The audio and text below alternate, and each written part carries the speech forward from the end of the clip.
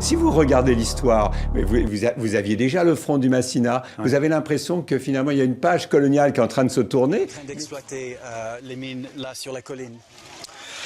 La mine qu'on est en train d'exploiter sur la colline, c'est une société chinoise. Donc ils sont sur vos terres. Ils sont sur la terre riveraine. Ok, est-ce qu'ils ont payé de la compensation? Non, ils n'ont pas donné la compensation. Ils disent que c'est le gouvernement camerounais qui leur a mis sur le terrain. Ils lavent avec les machines et que les villageois travaillent avec les mains.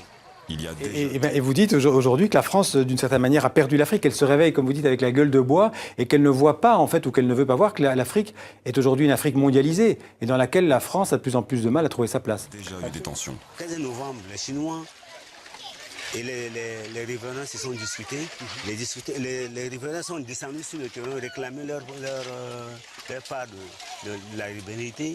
Et puis les Chinois ont ouvert le feu, a tué un Noir, un Camerounais, un fils du village. Et puis les gens du village se sont révoltés, ils ont abattu un Chinois. Et comment ils l'ont tué? À coups de pierre. Bon, moi qui suis les guerres et la propagande de guerre et la désinformation depuis 20 ans, tout ce que je viens d'entendre, là, ça en fait partie. Et je voudrais rappeler cette phrase du Premier ministre britannique Lloyd George. En 1914, il disait « Si les gens savaient à propos de la guerre, elle serait arrêtée tout de suite, mais les gens ne savent pas et ne peuvent pas savoir. » La nuit du 29-30 décembre, bon, les Chinois sont partis et voilà pourquoi les gens sont venus. À l'absence des Chinois travailler après eux, il y a eu un écroulement de terre. La terre est tombée de ce côté. Sur des gens? Sur des gens. Ouais. Ils sont morts, ils ont eu la mort. Est-ce qu'on a essayé de les sauver?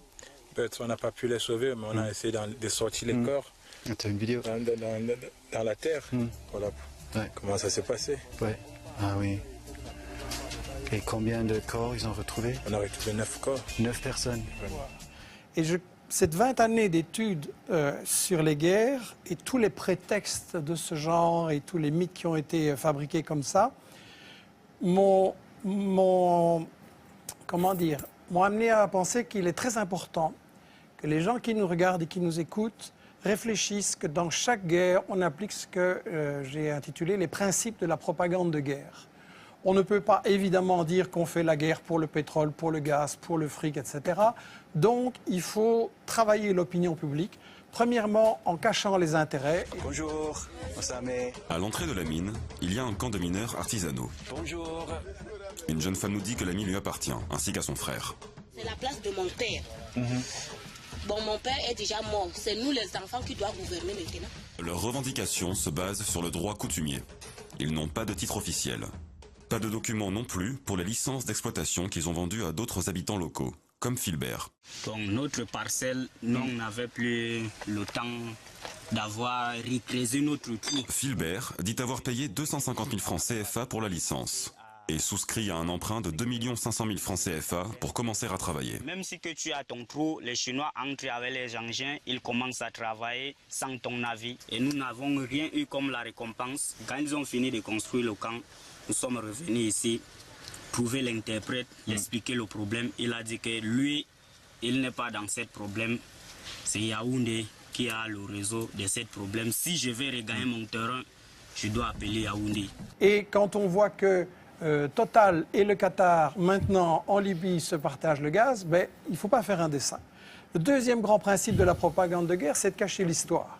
Et la France se pose en donneuse la France d'en haut se pose en donneuse de leçons. Il ne faudrait quand même pas oublier que le colonialisme français a bombardé les Syriens en 1945 pour les empêcher d'acquérir leur indépendance, a pratiqué...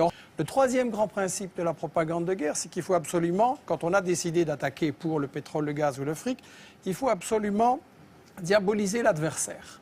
Et donc là, on a droit à toute une série d'histoires. Les Chinois entrent avec les engins, ils commencent à travailler sans ton avis. Les mineurs des forêts du Cameroun peuvent rapporter beaucoup d'argent et des entreprises chinoises ne s'y sont pas trompées. Avec leurs pelleteuses et pompes motorisées, elles exploitent au maximum ces sites miniers.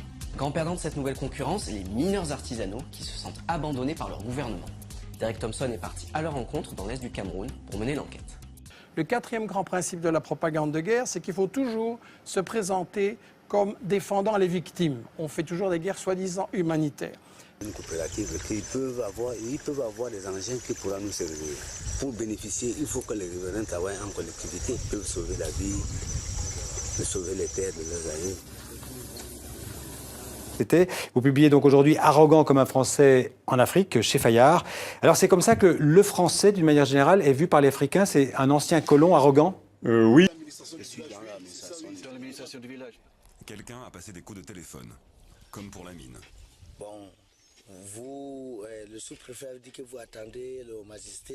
Il va vous expliquer le magistrat. Je vais l'appeler maintenant là. D'où vient cette information? Bien. Oui. Mais nous voulons comprendre ce qu'il s'est passé. Ça veut dire qu'il y a le monde entier en Afrique et la France est en fait avec ses militaires seuls et finalement les autres font le business. Et l'armée française est là pour le roi de Prusse. Ouais. Je veux dire, à un bout d'un moment, vous avez les Italiens, les Allemands. Les Français avaient du mal à trouver 60 instructeurs pour l'armée centrafricaine. Jean-Yves Le Drian, il avait disjoncté à un moment donné le Conseil de défense. Il nous accorderait une interview, mais finalement, nous avons été reçus par le directeur des mines et 5 autres responsables. Ils ont promis de nous fournir toutes les informations nécessaires pour ce reportage, mais ils ont dit que nous avons fait la demande pour un entretien avec le ministre trop tard et qu'il n'était pas disponible. Sans aide de Yaoundé. Anachronisme historique. La France a été dans une période historique donnée, de 1960 à 1990, dans toute la période de la guerre froide, il n'y avait pas de concurrent. Il n'y avait pas de concurrence. Vous vouliez un contrat, vous appeliez l'ambassadeur de France, appelait le président, on avait le contrat comme ça, sans appel d'offres, sans rien. Et la France, les patronats français, c'est un peu endormi. Militaire, tout le monde en prend pour son grade dans votre livre, et en premier, les présidents français, ce sont vraiment des chefs de guerre arrogants. Oui, ça veut dire, c'est l'arrogance, c'est la méconnaissance. On a l'impression qu'il y a une méconnaissance de l'Afrique. Quand vous pensez que le général de Gaulle pensait imploser le grand Nigeria pour prendre le Biafra pétrolier, ça a été un échec. Quand vous pensez à François Mitterrand qui pensait remplacer les Belges au Rwanda et qui n'avait pas vraiment bien traité le dossier, au Congo d'ailleurs. Au Congo, et sous-estimé aussi vraiment ce qui se passait dans ce Rwanda pré-génocidaire par presque des intérêts, je veux dire, qui était aussi une méconnaissance en pensant toujours que la France contrôlait tout, savait tout, et puis pouvait tout gérer. C'était une erreur. Regardez Giscard d'Estaing, qui s'est fourvoyé dans un pays comme la Centrafrique, en laissant un adjudant-chef de l'armée française venir se faire sacrer empereur. Bokassa. Empereur Bokassa, tout ça parce qu'il aimait la chasse. Oui.